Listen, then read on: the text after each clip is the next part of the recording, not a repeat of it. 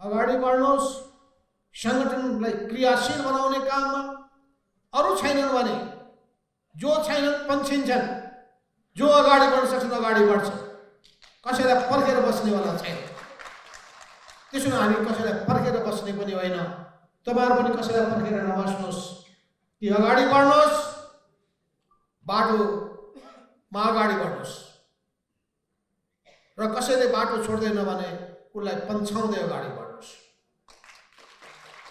त्यसैले मैले भनेको छु कि अगाडि बढ्नुहोस् कि बाटो छोड्नुहोस्। अरू कम्युनिस्ट पार्टीलाई र वामपन्थी शक्तिलाई पनि एकताबद्ध बनाउँदै हामी अगाडि बढौँ।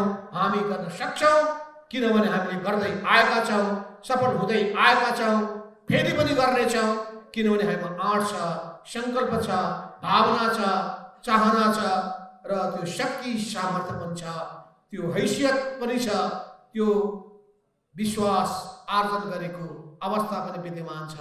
त्यसो हुनाले हामी सक्छौँ, हामी जित्छौँ एक दिन।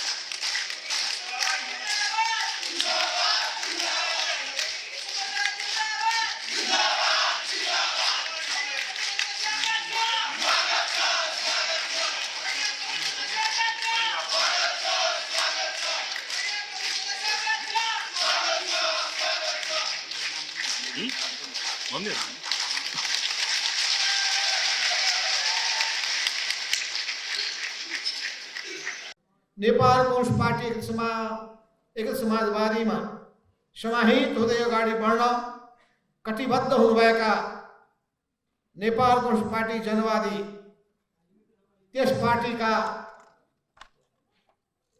महासचिव लगायत सचिवालयका सदस्य र यहाँ उपस्थित हुनुभएका पोलिट ब्युरोका, केन्द्रीय कमिटीका, जनवर्गीय संगठनका, प्रदेश कमिटीका, जिल्ला कमिटीहरूका र विभिन्न त्यस सङ्गठनसँग पार्टीसँग आबद्ध हुनुभएका, विभिन्न तहहरूमा आबद्ध हुनुभएका सबै प्यारा कमरेडहरू र आजको मितिदेखि अब नेपाल कम्युनिस्ट पार्टी जनवादी यसले इतिहासमा एउटा भूमिका खेलेकोलाई उच्च मूल्याङ्कन गर्दै राम्रा कुराहरूलाई हामीले प्रशंसा गर्दै अब एउटा नयाँ अभियानको सहयात्रीको रूपमा अगाडि बढ्न जुन सङ्कल्प गर्नुभएको छ, त्यसको निम्ति सबैभन्दा पहिले तत्कालीन पार्टी नेपाल कम्युनिस्ट पार्टी जनवादीका सबै केन्द्रीय नेता लगायत सबै कमरेडलाई म हार्दिक धन्यवाद दिन चाहन्छु। तपाईहरुले पार्टीको एकीकरण मात्रै गर्नुभएको छैन, आजको यस कार्यक्रममा सांगीतिक एउटा माहौल पनि तपाईहरुले तयार गर्नुभएको छ। मैले सोचेको थिइनँ सांगीतिक माहौल। हाम्रा बहिनीहरूका नृत्यहरू हामीले सुन्यौं, अन्तर्राष्ट्रिय गायनको पनि नयाँ हामीले लवज हामीले सुन्यौं। मैले अहिलेसम्म अन्तर्राष्ट्रिय गीत गायनमा एकदम लाल सलामको अभिवादन गर्दै गरेका थिएन। कतिपय पार्टीहरूमा त्यो चलन छ। हामीले त्यो चलन बसालेका छैन। कतिपय पार्टीमा चलन के छ भन्दाखेरि ठ्याक्क हात देब्रे छातीतर्फ राखेर अनि गायन गाउने राष्ट्रिय गान होस् यार, हामीले त्यो अहिले पनि तरिका अपनाइसकेका छैन। तर यसका बावजुद पनि यसले हामीलाई तरङ्गित गर्दछ, भावनालाई उत्प्रेरित गर्दछ, क्रान्तिकारी भावनालाई बढाउँदछ, मनलाई उद्वेलित गर्दछ, विचार के हो भन्ने कुरामा ध्यान आकर्षित गर्दछ। यो गीतको उद्देश्य के हो, गीतले कहाँ हामीलाई पुर्याउन खोजिरहेको छ, त्यो अन्तर्राष्ट्रिय गायनका सार तत्व के हो, भावना के हुन्, यसले हामीलाई तरङ्गित गर्दछ। यी सबै तरङ्गको माझमा यो अत्यन्तै रमाइलो माहौलमा हाम्रो कमरेड नवीन पौडेलले जुन बेग्लै किसिमको माहौल सृजना गरिदिनु भयो, म राष्ट्रिय जनसांस्कृतिक महासङ्घ सिङ्गो परिवारलाई र विशेष गरिकन गायक नवीन पौडेललाई विशेष धन्यवाद दिन चाहन्छु।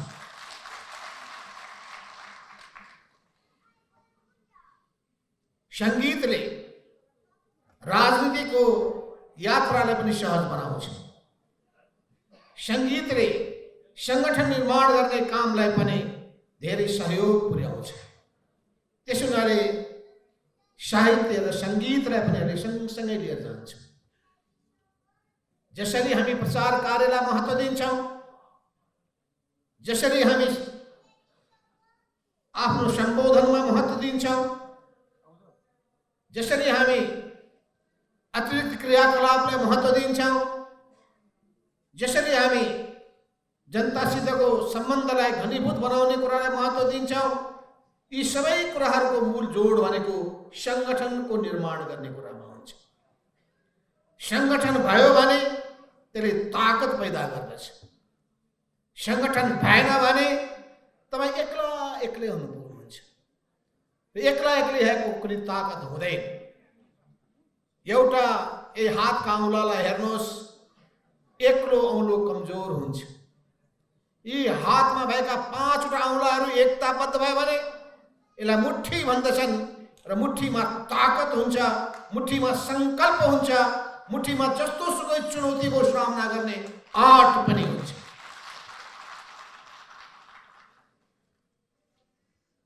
तपाईले कार्ल मार्क्सको उद्घोष सुन्नुभएको होला।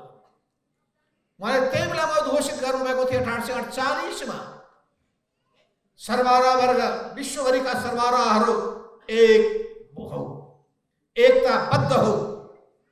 र उहाँले भन्नुभएको थियो कि हामीले जुन क्रान्ति सुरु गर्न गइरहेका छौँ, जुन अभियान सुरु गर्न गइरहेका छौँ, त्यसले विश्वभरिका शोषकहरूको मुटु थर कमाउनेछ। शोषकहरू, जाली झेलीहरू, प्रतिगमनकारीहरू, यी सबै अवरोधहरू हुन्। यो अवरोधका सृजनकारहरू हुन्। यी जम्मै अवरोधलाई पन्छाउँदै हामी अगाडि बढ्छौँ। किनभने हामी समाजको परिवर्तन चाहन्छौँ। समाजमा परिवर्तन तब सम्भव छ जब मान्छेको विचारमा तपाईँ परिवर्तन ल्याउनुहुन्छ। मान्छेको विचारमा र चेतनामा जबसम्म परिवर्तन ल्याउनुहुन्न, समाजमा परिवर्तन सम्भव छैन। त मान्छेको विचारमा र चेतनामा परिवर्तन ल्याउनका लागि तपाईले सबै माध्यमहरू प्रयोग गर्नुपर्छ। प्रचारात्मक माध्यमहरू प्रयोग गर्नुपर्छ, प्रशिक्षणको माध्यम प्रयोग गर्नुपर्छ, अनि जनताको बीचमा पुग्ने सबै तौर तरिकाहरू अपनाउनु पर्दछ। यस अर्थमा हाम्रो क्रियाकलापलाई अझै व्यवस्थित गर्दै अगाडि बढ्नुपर्नेछ। म पनि सम्झिरहेको छु 2032 साल, 32 सालभन्दा पहिले सम्झिरहेको छु 31 साल, जतिखेर हामीले विचारको एउटा आधार प्रस्तुत गरेका थियौँ, त्यसलाई हामीले देशव्यापी रूपमा पुर्याएका थियौँ। त्यसैको जगमा, त्यही विचारको जगमा 32 सालमा कोर्डिनेसन केन्द्र बनाएका थियौँ। मान्छे पाउन गाह्रो थियो। जम्मा जम्मी हामीले 8 जना नेता पाएका थियौँ। ती 8 जना नेता मध्ये पनि पछि गएर 4 जना त हराए, 4 जना रहे। यी 4 जना मध्ये पनि अहिले मात्र 3 जना मात्रै छौँ हामी, म, कर्ण झलनाथ खनाल र कर्ण मुकुन्द नेउपाने। तर पनि हामीले आँट गर्यौं। 32 सालमा हामीले निर्माण गरेको त्यो कोके बिस्तारै बिस्तारै अन्य मार्क्सवादी समूहहरूलाई, मार्क्सवादी अध्ययन केन्द्रहरूलाई, क्रान्तिकारी संगठनहरूलाई, संगठनको वरिपरि गोलबन्द भएका मानिसहरूले एकताबद्ध बनाउँदै बनाउँदै बनाउँदै एउटा विशाल सागरको रूपमा अगाडि बढाए। सुरुमा कसैले पत्याएका थिएन। बीपी कोइरालाले भनेका थिए एउटा क्रान्तिकारी भावना भएको एउटा पार्टी मालेको नाउँमा नेपालको राजनीतिमा देखा परेको छ। उनले पहिलोचोटि चर्चा गरेका थिए। प्राय नेपाली कांग्रेसले अरूको अस्तित्व स्वीकार गर्दैन। त्यो तपाईँलाई थाहा छ कि छैन? सामान्यतया स्वीकारै गर्दैन। र हामीमा पनि त्यो एउटा भावना पैदा भएको थियो, स्वीकार गर्दैन भने स्वीकार गर्ने स्थितिमा पुर्याएर छाड्छौँ। र त्यो भावना हामीमा पैदा भइसकेपछि हामीले स्थिति यस्तो सृजना गरिदियौँ कि 46-47 को आन्दोलनको बेलामा नेपाली कांग्रेसले हामीसँग वार्ता गर्नुपर्ने स्थिति बन्यो। गणेश मानजी, कृष्ण प्रसाद भट्टराई र गिरिजा प्रसाद कोइराला, यी तीनटैले हामीसँग बेग्लै छुट्टै वार्ता गर्नु पर्यो र आन्दोलनको एउटा तरङ्ग हामीले पैदा गर्यौँ। 36 सालमा विद्यार्थी संगठनको माध्यमबाट हामी स्वतन्त्र ढङ्गले अगाडि बढेका थियौँ। नेपाल राष्ट्रिय शिक्षक संगठनको माध्यमबाट छुट्टै हामी अगाडि बढेका थियौँ। 46-47 मा कर्ण पुष्पलालले भन्नुभएको कुरालाई सम्झना गरेर कि नेपालमा परिवर्तन ल्याउनु छ भने परिवर्तनको निम्ति सहमत भएका शक्तिलाई एक ठाउँमा ल्याउनुपर्छ। र परिवर्तनको चाहना, पञ्चायती व्यवस्थाबाट मुक्तिको चाहना हामी कम्युनिस्टहरूको पनि छ, कांग्रेसको पनि छ। दुईटा नमिलिकन सफल हुन सकिँदैन। वो दुईटा मिल्यौं, सफल भयो। 46-48 मा हामी सफल भयौँ। 62-63 मा पनि हामी सफल भयौँ। इतिहास हामीले निर्माण गर्यौँ। इतिहास निर्माण गर्न सकिँदो रहेछ। तर त्यसको निम्ति विचार ठिक हुनुपर्छ।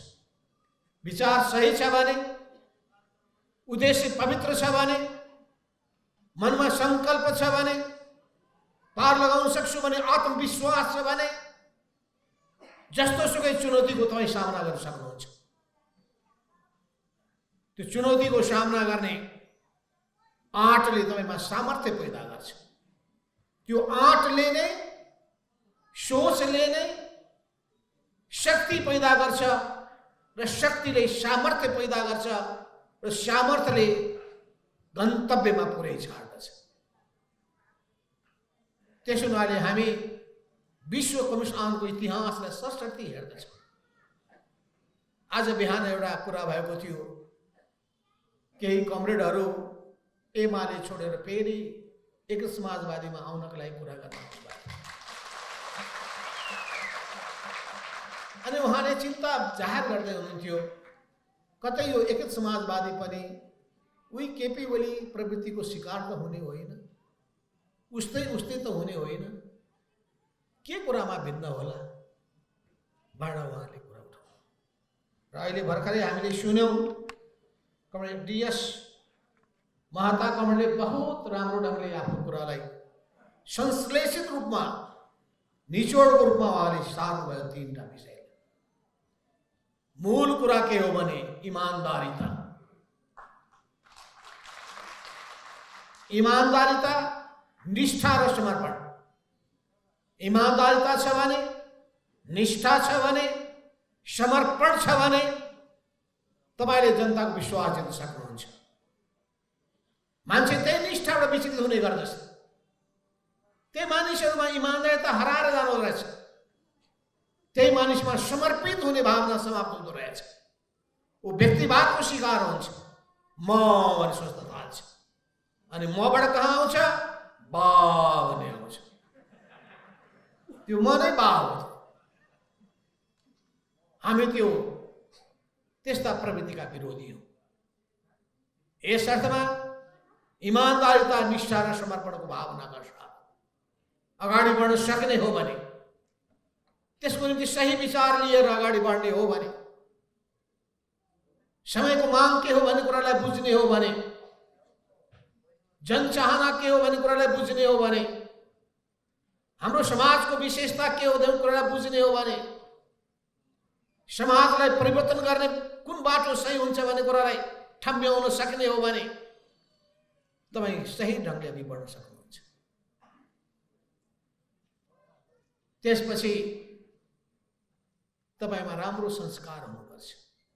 जनतालाई माया गर्ने, जनताको दुःखमा सहभागी हुने, जनताको पीडालाई आफ्नो पीडा ठान्ने। र जनताको पीडा के छ? मैले हिजो पनि प्रधानमन्त्री शेरबहादुर देउवालाई भेट्दाखेरि मैले भनेको थिएँ, हामी अरू सरकारभन्दा भिन्न हुनु पर्यो प्रधानमन्त्रीज्यू। अहिलेसम्म सरकार सञ्चालनमा कहाँ कहाँ त्रुटि भए खोज्नु पर्यो। ती त्रुटि कमजोरीलाई कसरी हटाउने त्यो सोच हुनु पर्यो। देश विकासका निम्ति कुन कुन परियोजनाहरूले प्राथमिकता पाउनु पर्ने हो, प्रष्ट सोच हुनु पर्यो। उपयुक्त नीति अवलम्बन गर्नु पर्यो। त्यसको निम्ति विज्ञहरूको सहयोग लिनुहोस्, बुद्धिजीवीहरूको सहयोग लिनुहोस्, अनुभवीहरूको सहयोग लिनुहोस् भन्दाखेरि उहाँले भन्नुभयो, है तपाईँ नै अगाडि सर्नुहोस् न भन्नुभयो। ठिक छ, म त अगाडि सर्छु नि, किनभने म टुलु हेरेर बस्ने मान्छे हो।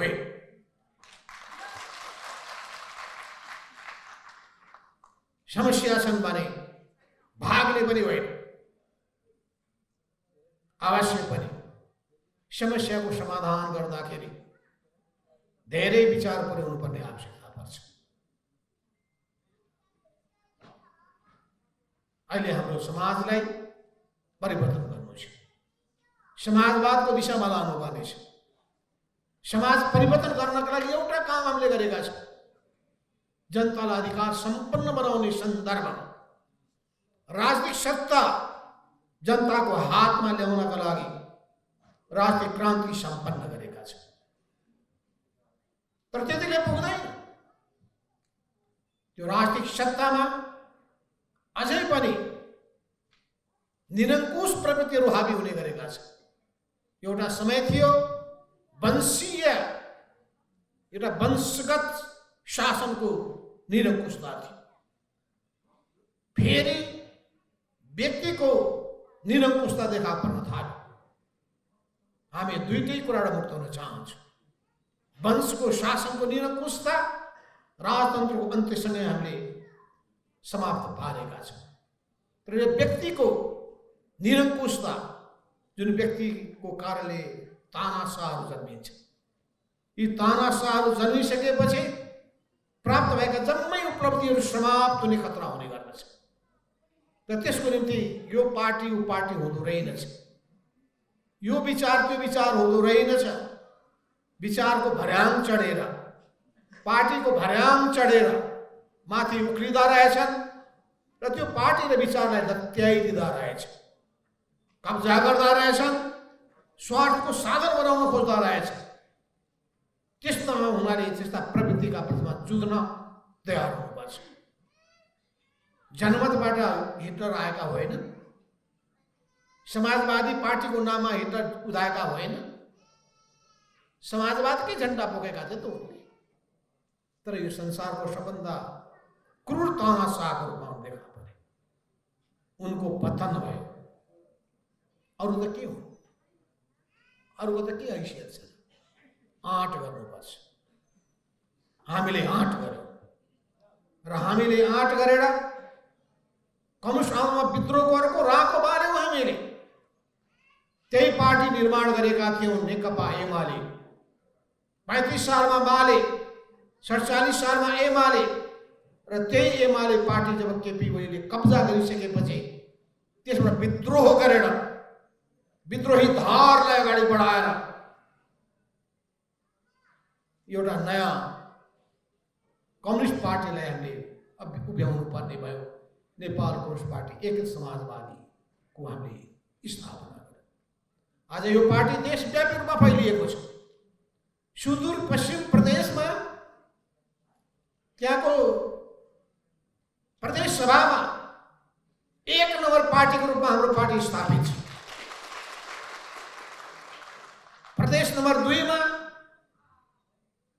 जनता समाजवादी बाहेक अरु सबै पार्टी भन्दा ठूलो पार्टी हाम्रो पार्टी 2 नम्बर प्रदेशमा स्थापित छ। कर्णाली प्रदेशले उदाहरण प्रस्तुत गरेर विद्रोहको राहको पहिलो राहको त्यही कर्णाली प्रदेशबाट सुरु भएको थियो। 1 नम्बर प्रदेशमा र बागमती प्रदेशमा हाम्रै पार्टीका नेताहरू मुख्यमन्त्रीको रूपमा हाम्रो नेतृत्वमा दुईटै प्रदेशमा सरकार रहिरहेको छ। अर्थात् नेपालको राजनीतिमा हामीले हाम्रो हैसियत देखाएका छौँ। बाँकी प्रदेशको पनि केन्द्रीय सरकार प्रादेशिक सरकारमा हामी रहेका छौँ। त्यसैले राष्ट्रिय राजनीतिमा हाम्रो पार्टीलाई कसैले पनि व्यवस्था गर्न सक्दैन, किनभने हामी यतिकै आएका होइनौँ, यतिकै बनेका होइनौँ, यतिकै बनाएका होइनौँ। त्यसैले म कहिलेकाहीँ सम्झिन्छु पृथ्वीनारायण शाहको त्यो उक्ति, सानोमा दुःखले आर्जा यो हाम्रो मुलुक होइन। यो आन्दोलन पनि साना दुःखले आर्जा होइन। पुष्पलाल मनमोहन अधिकारी देखि लिएर मदन भण्डारी जस्ता योद्धाहरूले यो आन्दोलनलाई अघि बढाउनको लागि निकै ठुलो योगदान पुर्याउनु भएको छ। उहाँहरूको उत्तराधिकारीको रूपमा हामीले आफूलाई योग्य र सक्षम साबित गर्नुपर्दछ र यसको निम्ति अब जिम्मेवारी युवा पुस्ताले बोक्नुपर्छ। युवा जमात अगाडि बढ्नुपर्छ। युवाहरूले आफूलाई युवा भएर मात्र पुग्दैन, योग्य र सक्षम देखाउन सक्नुपर्छ। असल बानी व्यवहारले युक्त हुन सक्नुपर्छ। गुण राम्रो हुनु पर्यो, क्षमता बढाउनु पर्यो, सक्रियता बढाउनु पर्यो र सबैको विश्वास जित्न सक्नु पर्यो। तपाईमा सृजनात्मकता हुनु पर्यो र कसरी विभिन्न क्षेत्रका जिम्मेवारीहरू कुशलताका साथ पूरा गर्न सकिन्छ त्यसको निम्ति अनुभव हासिल गर्नु पर्यो। सिक्न तयार हुनु पर्यो, अहंकारबाट मुक्त हुनु पर्यो। अहंकारबाट मुक्त हुनु भएन भने, विकृतिबाट मुक्त हुनु भएन भने, विसङ्गतिबाट मुक्त हुनु भएन भने, भ्रष्ट प्रवृत्तिबाट मुक्त हुनु भएन भने अगाडि बढ्न सक्नुहुन्न। त्यसैले केही निश्चित गुणहरू हुन्छन्, ती गुणहरूलाई ग्रहण गर्न सक्नुपर्छ। संकल्प गर्नुपर्छ, म फोहोरको खाडलमा जाकिन्न, म नराम्रो सङ्गतमा पर्दैन। संकल्प त आफूले गर्नु। त्यो तपाईँले संकल्प गर्नुभयो भने, शपथ लिनुभयो भने सकिन्छ। नसकिने कुरा केही पनि छैन। त्यसैले सिङ्गो देशलाई डोर्याउनु छ हामीले, समाजलाई डोर्याउनु छ हामीले र समाजलाई डोर्याउनका लागि हामीले सही विचार लिनुपर्छ।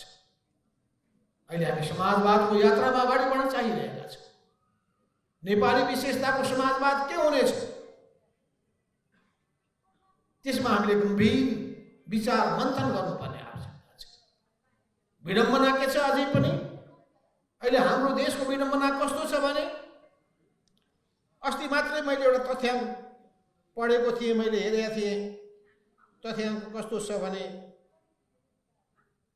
नेपालमा तरकारीको बारेमा मैले पढेँ। हेर्नुहोस्, दैनिक 6 करोड रुपियाँको तरकारी नेपालमा आयात हुँदो रहेछ। दैनिक 6 करोड रुपियाँको तरकारी नेपालमा आयात हुँदो रहेछ र साउनदेखि मङ्सिरसम्ममा 8 अरब 59 करोड रुपियाँको तरकारी आयात भएको छ। भन्नुस् त, यत्रो ठुलो आम्दानी नेपाली किसानले प्राप्त गर्न सक्दैन थिए? त्यो पैसा नेपालमा हुने थिएन? किसानहरूको घर घरमा परिवारको आम्दानी बढाउन सक्ने थिएन? परिवारलाई चाहिँ राम्रो ढङ्गले सञ्चालन गर्नलाई त्यसले सहयोग पुर्याउने थिएन? तर हाम्रो ध्यान भइरहेको छैन। यो त एउटा कुरा मात्रै भने तरकारी फलफुलदेखि लिएर अनेक चिजहरूसँग अहिले पनि हामी जुन हाम्रै देशमा उत्पादन गर्न सक्छौँ भनेपछि कहाँ हामी चुकिरहेका छौँ? के चिजमा हामी चुकिरहेका छौँ? यी सबै कुराको बारेमा गम्भीर रूपमा हामीले चिन्तन गर्नुपर्ने आवश्यकता छ। अस्ति हाम्रो अखिल नेपाल किसान महासङ्घले युवा किसान उद्यमीहरूलाई सम्मान गर्ने काम गर्यो। बहुत राम्रो, त्यस्ता युवाहरू देखा पर्न थालेका छन्। उद्यमी युवाहरू, चाहे महको पालन गरेर होस्, चाहे माछा पालन गरेर होस्, तरकारी खेती गरेर होस् या फलफुल खेती गरेर होस्, या अनेक उत्पादनको कामहरूमा, मासुको उत्पादनमा होस्, युवाहरू उद्यमीहरू देखा पर्न थालेका छन्। यसलाई राज्यले प्रोत्साहन दिनुपर्दछ। राज्यको नीतिमा सुधार गर्नुपर्ने आवश्यकता छ। उद्यमशीलताको विकास गर्नुपर्ने छ। यो उद्यमशीलताको विकास नगरेको हुनाले अनि उत्पादन क्षमता नबढाएको हुनाले मानिसहरूमा आत्मविश्वास बढ्न सकेको छैन। दलाल पुँजीको दबदबा बढिरहेको छ। मेहनत नगरिकन पैसा कमाउने प्रवृत्तिहरू हुर्किरहेका छन्। रातारात अरबपति बन्ने चाहना जागिरहेको छ। अरूलाई लुटेर कमाउने प्रवृत्ति हुर्किरहेको छ। कि अरूलाई लुट्ने कि देशलाई लुट्ने? देशलाई लुट्ने, जनतालाई लुट्ने, दुईटैलाई लुट्ने। जहाँ सकिन्छ त्यही लुट्ने। यो प्रवृत्तिलाई समाप्त पार्नुपर्छ। त्यसका निम्ति हाम्रो शासन सञ्चालनका तरिकामा सुधार गर्नुपर्ने, सुशासनको प्रत्याभूति दिनुपर्ने र कसरी तिनीहरूमा नियन्त्रण गर्न सकिन्छ तदनुरूपको संरचनाहरू तयार गर्नुपर्ने। हामीले सङ्घीयता त भन, अझै विकेन्द्रीकरणबाट अगाडि बढेर हामीले अधिकारको प्रत्यायोजन त गर्यौँ। अधिकार तल दिएका छौँ। पालिकामा अरबौँ रुपियाँको, करोडौँ रुपियाँको बजेट गएको छ। त्यसको सदुपयोग भएको छ कि छैन? त्यसको कुनै अनुगमन गर्ने काम हामीले गर्न सकिरहेका छौँ? पार्टीले पनि गरेको छैन, सरकारले पनि गरिरहेको छैन। पार्टीमा पनि अब हामीले आफ्नो कार्यकर्ताले कस्तो काम गरिरहेका छन् त्यसको अनुगमन गर्नुपर्छ। सरकारले पनि, केन्द्रीय सरकारले, प्रादेशिक सरकारले स्थानीय सरकारको कामको अनुगमन गर्नुपर्छ। पालिकामा रहेका प्रमुखहरूले कसरी काम गरिरहेका छन्? वडाध्यक्ष र वडा सदस्यले कसरी काम गरिरहेका छन्? बजेटको सदुपयोग दुरुपयोग के गरिरहेका छन्? उनीहरूको योजनामा कहीँ त्रुटि छ कि सामग्रिक योजना बनाउन सकेका छन् कि छैन? यो जम्मै कुरामा ध्यान पुर्याउनु पर्ने आवश्यकता पर्छ। हिजो मैले एकजना व्यक्तिलाई बोलाएको थिएँ। उहाँले बडो राम्रो कुरा गर्नुभयो। कुन ठाउँमा हवाई मैदान खडा गर्ने, एयरपोर्ट कहाँ बनाउने, यसको कुनै सोच छ कि छैन? हामीको कुनै सोच छैन। मन लाग्यो एयरपोर्ट बनाइदिएको छ, चलोस् नचलोस्, 2 घण्टाको पनि दूरीमा छैन, एयरपोर्ट चाहियो। कहाँ एयरपोर्ट काम चलाउनुपर्छ? कुन ठाउँमा एयरपोर्ट नबनाएर काम चल्छ? यसको निम्ति खोइ विचार मन्थन। बाटो बनाउँदाखेरि पनि विचार पुर्याइँदैन। कुन बाटो बनाउनु पर्ने आवश्यकता छ, कुन बाटो बनाउनु पर्ने आवश्यकता छैन? उत्पादनलाई बजारसँग जोड्ने कसरी, मान्छेको आवागमनलाई सहज बनाउने कसरी, सुरक्षित आगमनलाई सुनिश्चित गर्ने कसरी, सडक कति फराकिलो पार्ने हो, यो सबै कुराको बारेमा हाम्रो विचार पुग्न सकेको छैन। अर्थात् सिङ्गो देशको निर्माणको हामीसँग हुनुपर्ने जुन सपना, त्यो सपनालाई व्यवहारमा परिणत गर्नका चाहिन्छ योजना, त्यो योजना हामीले बनाउन सकेका छैन। योजना बनाउँदाखेरि तय गर्नुपर्ने प्राथमिकता तय गर्न सकेका छैन। त्यसको निम्ति कस्ट बेनिफिट, लगानी र प्रतिफल, त्यसको हामी मूल्याङ्कन गर्न सकिरहेका छैन र हाम्रा रकमहरू, अधिकांश रकमहरू दुरुपयोग भइरहेका छन्। अधिकांश रकमहरू भ्रष्टाचारमा समाप्त भइरहेका छन्। त्यसो हुनाले जम्मै कुरामा हामीले नयाँ चिन्तनका साथ अगाडि बढ्नुपर्छ। यसमा हामीले जोड दिइरहेको यी कुराको विकासको अलावा ती विपन्न जनताहरू, गरिबी, अभाव र बेरोजगारीमा पिल्सिएका जनताहरू, अन्य अत्याचार र विभेदको शिकार भएका जनताहरू, सधैँभरि पीडा र व्यथामा पिल्सिएका जनताहरू, तिनीहरूको माझमा हामीले पुग्न सक्नुपर्छ। राज्य पुग्नुपर्छ, हामी पुग्नुपर्छ, पार्टीहरू पुग्नुपर्छ। राज्यमा छौँ, त्यसको सदुपयोग गरेर उनीहरूको समस्यालाई सम्बोधन गर्नुपर्छ। सरकारमा हाम्रो पहुँच कमजोर छ भने आवाज बुलन्द गरेर गर्नुपर्छ। सत्तामा हुने बित्तिकै हामीले जनताको आवाज बुलन्द गर्न नपाउने भन्ने कुरा हुँदैन। ध्वंसात्मक ढङ्गले पो नजाने। हिजो मेरो कुरा भएको थियो नेकपा विप्लव सङ्घका केही नेताहरू छ। मैले भने तपाईँहरूको विचार र चिन्तनमा परिवर्तनको खाँचो छ। तपाईँलाई लागिरहेको छ कि एक ढङ्गले चल्दाखेरि फाइदा हुन्छ, नेपालमा क्रान्ति अगाडि बढ्छ। मैले संसारका धेरै पार्टीहरूसँग व्यवहार गरेका छु, चाहे त्यो ल्याटिन अमेरिका होस् या अफ्रिका, युरोप होस् या ओसिएनिया, कम्युनिस्ट पार्टी होस् या सेन्ट्रिस्ट पार्टीहरू, सोशलिस्ट पार्टी होस् या लिबरल पार्टीहरू। मुख्य कुरा के हो भने राम्रा काम जसले पनि गर्छ भने त्यो राम्रो कामलाई हामीले ग्रहण गर्नुपर्छ। कम्युनिस्ट पार्टीको नाममा नराम्रो काम छ भने त्यसलाई हामीले अस्वीकार गर्नुपर्छ, राम्रा कुरालाई ग्रहण गर्नु। तर सबैभन्दा सही ढङ्गले जान सक्ने भनेको कम्युनिस्टहरू नै हो। कम्युनिस्टहरूमा, समाजवादीहरूमा र पुँजीवादीमा रहेको मूल भिन्नता के हो भने समाजवादीहरूको निम्ति जनता केन्द्रबिन्दुमा हुन्छ, पुँजीवादीहरूको निम्ति मुनाफा केन्द्रबिन्दुमा हुन्छ। यो मूल अन्तर छ दुईटा। हामी जनता र जनतालाई मात्रै केन्द्रबिन्दुमा राख्छौँ। पुँजीवादीहरू मुनाफा र पैसालाई मात्रै केन्द्रबिन्दुमा राख्छौँ। हामी मुनाफा र पैसा होइन। मुनाफा र पैसाको निम्ति जनताको ज्यान तयार हुन्छ।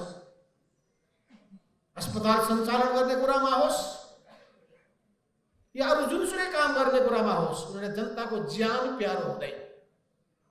हाम्रो निम्ति जनताको ज्यान प्यारो हुन्छ। त्यसो हुनाले मान्छेले कम्युनिस्ट पार्टीलाई मन पराएन र हामी कम्युनिस्ट पार्टी जो मार्क्सवाद लेनिनवादबाट निर्देशित तर सँगसँगै प्रतिस्पर्धाको राजनीतिबाट अगाडि बढ्न चाहन्छौँ। विचारमा श्रेष्ठता, काममा श्रेष्ठता, नीतिमा श्रेष्ठता, व्यवहारमा श्रेष्ठता, आचरणमा श्रेष्ठता, जम्मै ठाउँको प्रतिस्पर्धामा श्रेष्ठ साबित भएर हामी जनताको मन र विश्वास जित्न चाहन्छौँ। त्यसो हुनाले आजको यो दिनमा म भन्न चाहन्छु, कसरी देशको निर्माण रूपान्तरण गर्ने हो, निर्माण गर्ने हो, यसको निम्ति हामीले सामाजिक क्षेत्रमा, आर्थिक क्षेत्रमा र सांस्कृतिक क्षेत्रमा रूपान्तरण गर्नुपर्ने आवश्यकता छ। यी तीनटै क्षेत्रमा रूपान्तरणको निम्ति हाम्रा सोच, हाम्रा धारणाहरू यसलाई मूर्त रूपमा अगाडि सार्नुपर्छ र जनतामा चेतना र जाडो पैदा गर्नका लागि हामीले के अभियान सुरु गर्नुपर्छ। जनचेतना अभियान, जनचेतना, जनजागरण अभियान। यसले गर्दाखेरि जनतामाथि हुने गरेको, महिलामाथि हुने गरेको हिंसा, अस्ति मैले एउटा रिपोर्ट पढेको थिएँ भक्तपुरमा। भक्तपुर जिल्लामा महिलाहरू हिंसाको शिकार भएर मारिएका छन्। बाल विवाहले बेहाल भएका छन्, बहुविवाहको मारमा परेका छन्, लोग्नेको यातनामा, परिवारको यातनामा उनीहरू बौलाएका छन्, मानसिक रूपमा, शारीरिक रूपमा। यो भइरहेको छ, हामी वास्तव रहेका छौँ। त्यसैले हाम्रो पार्टी जनताको बीचमा पुग्नेछ, जनताको पीर मार्कालाई सम्बोधन गर्नेछ, अत्याचारीका विरुद्धमा आवाज बुलन्द गर्नेछ, तिनीलाई दण्डित गर्नको लागि अगाडि बढ्नेछ। शासन सत्तामा पुगिसकेपछि त्यसको सत्ता शासन सत्ताको सदुपयोग गर्दै समाजको परिवर्तन गर्नका लागि, देशको विकास गर्नका लागि, जनताको हित र कल्याण गर्नका लागि, जनतालाई सुखी बनाउनका लागि, समाजलाई समृद्ध बनाउनका लागि पर्नेछ। हो यही उद्देश्यका साथ हामीले यो अभियान सुरु गरेका छौँ। यो अभियानले नयाँपन दिनुपर्दछ, यो आकर्षणको केन्द्र बन्नुपर्दछ। नयाँ नयाँ विचार धारणा सोच राखेर हामीले जनताको विश्वास जित्न सक्नुपर्दछ। यस अभियानमा हाम्रा कमरेडहरू, नेपाल कम्युनिस्ट पार्टी जनवादीका कमरेड जसरी बडो सबै कुरालाई विचार र विश्लेषण गरेर यो पुरै अभियानलाई एकताबद्ध बनाउनलाई आउनुभएको छ, उहाँलाई म फेरि पनि हार्दिक स्वागत गर्न चाहन्छु। त सबै साथीहरू, जति पनि तत्कालीन केन्द्रीय कमिटीमा बसेकाहरू, प्रदेश कमिटीमा बसेकाहरू, जिल्ला कमिटीमा बसेकाहरू, जनवर्गीय सङ्गठनमा रहेकाहरू, जति सङ्गठित छन् ती 100,000औं को सङ्ख्यामा सङ्गठित भएको यहाँ नाम लिस्ट आएको छ। यहाँ मसँग कागजमा त्यो सबै लिस्ट आएको छ। प्रत्येक जिल्लामा कति सङ्गठित छन्, प्रत्येक प्रदेशमा कति सङ्गठित छन्, प्रत्येक जनवर्गीय सङ्गठनमा कति सङ्गठित छन्। ती सबै सङ्गठित भएका व्यक्तिहरूलाई कोही पनि सङ्गठनमा आबद्ध हुन नछुटाउनु, ध्यान दिनु। आफ्नो आफ्नो योग्यता, क्षमता, कामको आधारमा, काम छैन भने, योग्यता छैन भने त्यही आधारमा चाहिँ आफूलाई जहाँ योग्यता पुग्छ त्यही बस्नुपर्छ। किनभने चाहना र आकांक्षा ठुलो गरेर हुँदैन, दायित्व पुरा गर्न सक्नुपर्छ, खुबी र क्षमता हासिल गर्नुपर्छ, अनुभव पनि बटुल्नुपर्छ। यी तीनटै कुरा चाहिन्छ। अनुभव भएन, एकैचोटि म गर्न सक्छु भन्ने ठानेर पत्य हुँदैन। काम गर्नुभयो भने काम र व्यवहारको आधारमा नपत्याएर उपाय पनि छ। त्यस हुनाले आफ्नो खुबी र क्षमता प्रदर्शन गर्नुहोस्, अगाडि बढ्नुहोस्, सङ्गठनलाई क्रियाशील बनाउने काममा। अरू छैनन् भने, जो छैनन् पन्छिन्छन्, जो अगाडि बढ्न सक्छन् अगाडि बढ्छ, कसैलाई पर्खेर बस्नेवाला छैन। त्यसो हामी कसैलाई पर्खेर बस्ने पनि होइन। तपाईँहरू पनि कसैलाई पर्खेर नबस्नुहोस्, कि अगाडि बढ्नुहोस्, बाटोमा अगाडि बढ्नुहोस् र कसैले बाटो छोड्दैन भने उसलाई पन्छाउँदै अगाडि बढ्नुहोस्। त्यसैले मैले भनेको छु कि अगाडि बढ्नुहोस् कि बाटो छोड्नुहोस्। मैले भने म नभएर कार्यक्रम नरोक्नुहोस्, काम गर्नुहोस्। यो भोलि भोलि भोलि भोलि म सुन्नै चाहन्छु। आज आज आज अहिले अहिले अहिले यो भोलि भोलि भन्दाखेरि देश बिग्रिसकेको छ। अब देशलाई आज चाहिएको छ, देशलाई अहिले चाहिएको छ। हामीलाई परिवर्तन छिटोभन्दा छिटो परिवर्तनलाई साकार पार्नुपर्ने छ। त्यस हुनाले अरूलाई पनि गोलबन्द गरौँ, अरू पार्टीलाई पनि आबद्ध गरौँ, अरू व्यक्तिहरूलाई पनि भ्रमणमुक्त गरौँ, अरूलाई पनि हामी सही कुरा बताएर एकताबद्ध बनाएर सिङ्गो कम्युनिस्ट आन्दोलनको एउटा मूल शक्तिको रूपमा आफूलाई उभ्याउँ। अरू कम्युनिस्ट पार्टीलाई र वामपन्थी शक्तिलाई पनि एकताबद्ध बनाउँदै हामी अगाडि बढौँ। हामी गर्न सक्छौँ, किनभने हामीले गर्दै आएका छौँ, सफल हुँदै आएका छौँ, फेरि पनि गर्नेछौँ। किनभने हामीमा आँट छ, सङ्कल्प छ, भावना छ, चाहना छ र त्यो शक्ति सामर्थ्य पनि छ, त्यो हैसियत पनि छ, त्यो विश्वास आर्जन गरेको अवस्था पनि विद्यमान छ। त्यस हुनाले हामी सक्छौँ, हामी जित्छौँ, हामी जित्छौँ एक दिन भने जुन गीत छ राष्ट्रिय गीत, त्यसले बताएको छ कि हामी जित्छौँ एक दिन, हामी जिती छाड्नेछौँ। त्यस हुनाले यो अभियानलाई निरन्तर रूपमा अघि बढाएर लानका लागि म सबैकोलाई हातेमालो गर्दै बढ्दै गर्दै अघि बढ्नलाई आह्वान गर्दै यो एकता प्रक्रियामा जो कमलले भूमिका खेल्नु भएको छ, हाम्रो कार्यदल, उताको कार्यदल सबैलाई विशेष धन्यवाद दिँदै म आफ्नो मन्तव्य यही टुङ्ग्याउँछु। हस्त धन्यवाद। ल